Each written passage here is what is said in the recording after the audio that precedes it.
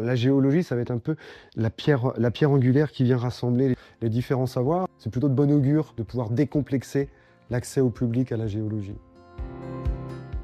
Alors moi, je m'appelle Jean Grélé, je suis guide conférencier.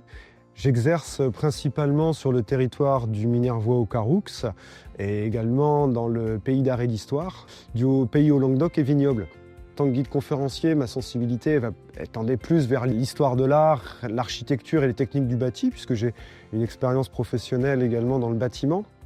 Et la géologie, ça venait manquer dans ma compréhension des choses. C'est un domaine que je voulais approfondir depuis longtemps, mais je me sentais assez peu légitime.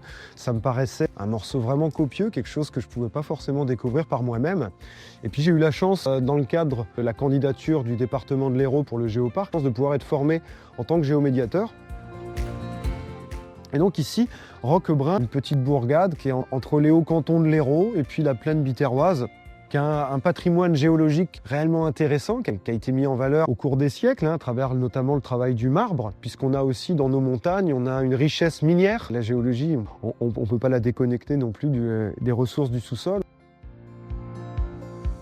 Toute la vallée de l'Orbe, en fait, qu'elle soit à partir de Roquebrun jusqu'au mont du Caroux, ça me paraît être un endroit extraordinaire. Il y a plusieurs géosites qui se trouvent sur ce territoire-là, qui est encore assez sauvage, assez peu connu, et qui pourtant permet aux visiteurs de voyager dans le temps, dans l'espace, de découvrir, de vivre des aventures en fait, assez facilement près de chez soi et en ayant quelques clés de compréhension, que ce soit d'un point de vue historique ou scientifique. Ça permet aux visiteurs de comprendre son environnement. Une labellisation Géoparc, ça permet déjà d'acter, ça permet d'officialiser du travail de mise en valeur.